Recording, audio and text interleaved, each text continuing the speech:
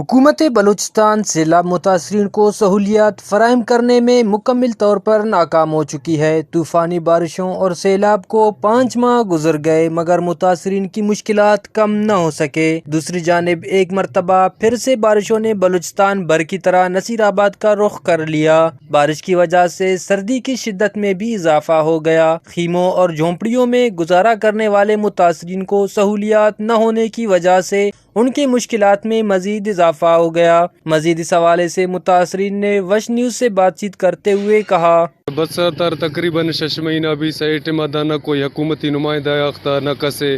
ہما وقت سیلابات کو باز بدھا لیا لوگ ہند کمرہ وغیرہ کل درے دو خستہ حال تباہ بھی سے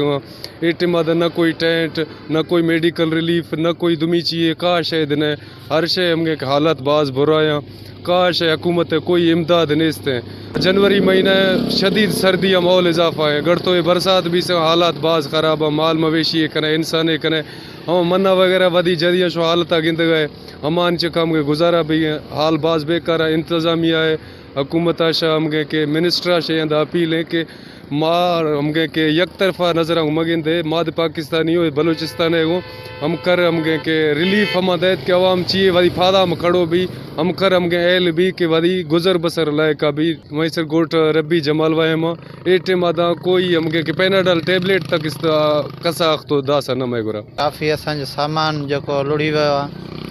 انہی کھوادی کھانے اسان پنج جگہ تے نہ ویٹھوں اسان جو گوٹھ خان کوٹ تے نالو تھا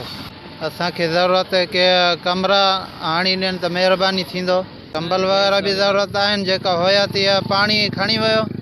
باقی ان کا جیکو اسان کے بھی ضرورت آئے کمبلن سوڑ ہو جائے۔ متاثرین نے حکومت بلوچستان کمشنر نصیر آباد ڈویژن اور ڈپٹی کمشنر نصیر آباد سے اپیل کرتے ہوئے کہا کہ سخت سردی کے باعث خیموں اور جھونپڑیوں میں گزارا کرنا مشکل ہو چکا ہے۔ سخت سردی میں متاثرین کے لیے کمرے بنوائے جائیں اور گرم ملبوسات دیے جائیں تاکہ سردیوں سے وہ محفوظ رہ سکے۔ کیمرہ مین معشوق رند کے ساتھ ریاض بلوچ، وش نیوز، نصیر آباد۔